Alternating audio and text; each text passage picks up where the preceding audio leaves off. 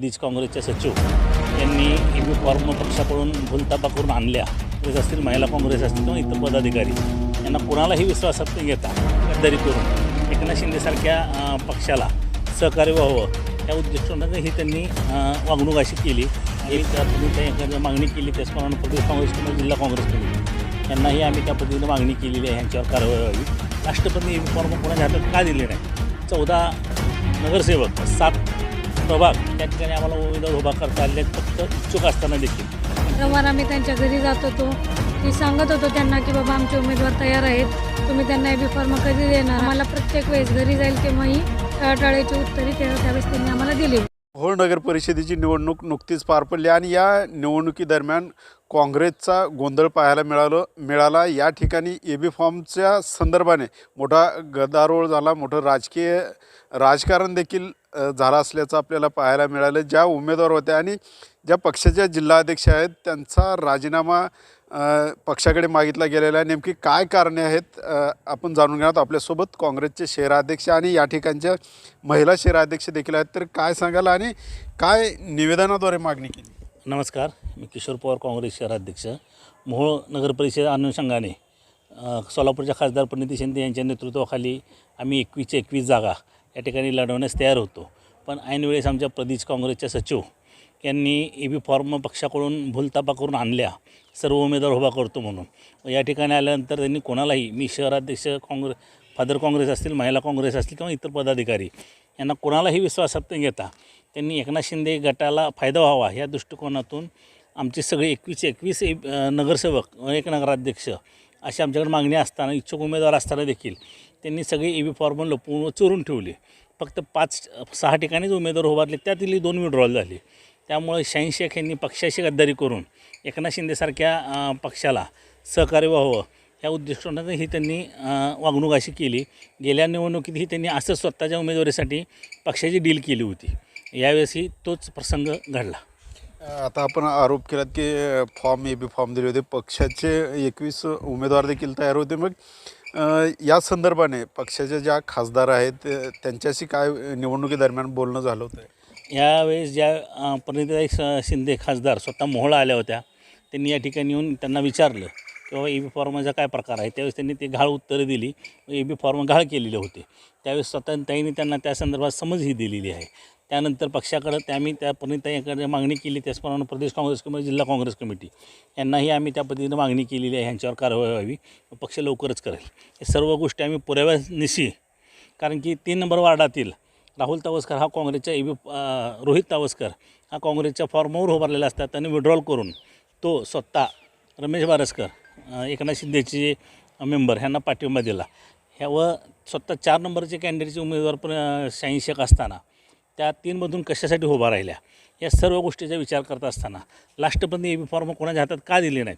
14 नगरसेवक व 7 प्रभाग या ठिकाणी आम्हाला उमेदवार उभा करता आले आहेत फक्त इच्छुक असताना देखील. कारण की प्रदेशचे आमचे जोशी म्हणून मोहन जोशी व जिल्हाध्यक्ष शेटगार यांना आम्ही मुलाखती दिल्या होत्या. हे सगळे फॉर्म त्यांनी घाळ केले. नगराध्यक्षपदाला अंजली वस्त्रे शहराध्यक्ष हे असताना देखील त्यांची पूर्ण पक्षाकडून मागणी केली असताना त्यांनी त्या ठिकाणी त्यांना उमेदवारी देता, कारण की सिद्धी वस्त्रे ह्या एकनाथ शिंदे गटाच्या उमेदवार होत्या. अंजली वस्त्रे यांना काँग्रेसची उमेदवारी जर मिळाली असती तर आजचा निकाल हा वेगळा असला असता. ह्या स्वतःच्या निवडून येण्यासाठी व एकनाथ शिंदेचा उमेदवार निवडून येण्यासाठी शाहीन शेख यांनी केलेले हे कृत्य आहे. आपल्यासोबत महिला शहराध्यक्ष देखील आहेत. तर काय सांगाल, आपण निवडणूक देखील लढलात आणि नेमकं काय बिनसलं आपलं या निवडणुकीदरम्यान? आपल्याला EB फॉर्म का मिळाला? EB फॉर्म मिळाला नाही याचा अर्थ आता स्पष्टच आहे की EB फॉर्म हा एकनाथ शिंदे गटाशी डील करून तो विकला गेलेला होता.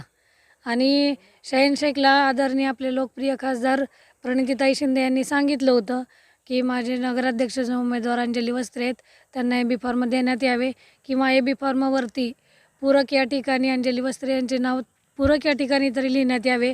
तर पूरक या ठिकाणीसुद्धा त्यांनी निरंक असं लिहिण्यात आलेलं होतं. आणि सरळ सरळ शाहीन शेख यांनी एकनाथ शिंदे गटाशी मोठी आर्थिक डील करून काँग्रेस पक्ष हा पूर्णपणे मोहोळ शहरामध्ये संपुष्टात आणलेला आहे. 21 उमेदवार तयार होते. एकाही उमेदवाराला EB फॉर्म दिला गेला नाही.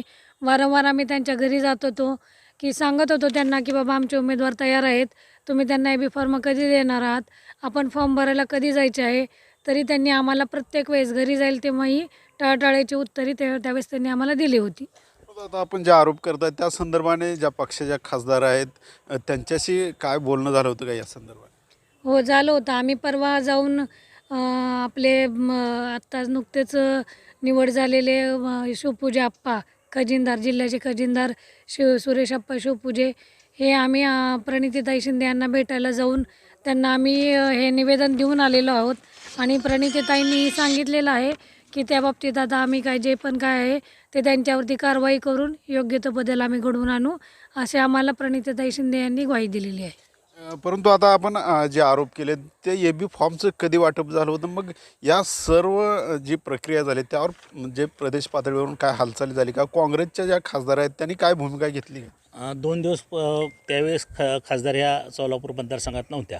2 दिवस अगोदर शाहीन शेख यांनी AB फॉर्म आणून ठेवला. स्वतः खासदारांनी बैठकीला बोलवले असते, त्या आल्या नाहीत.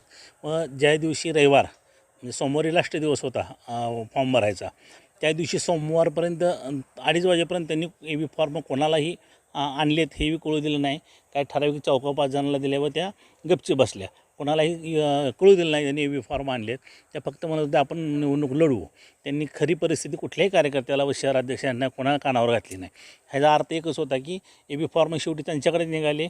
ज्यावेळेस त्यांना पक्षाकडून आदेश आला AB फॉर्म कुठं आहेत, त्यावेळेस ते घाळ कागदपत्र चापचत बसल्या.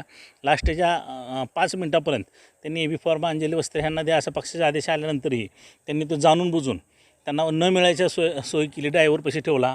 त्यानंतर निरंक म्हणजे ज्या ठिकाणी पूरक अर्ज लिहायचा असतो, पक्षाकडून पूरक हे नाव दिलं जातं.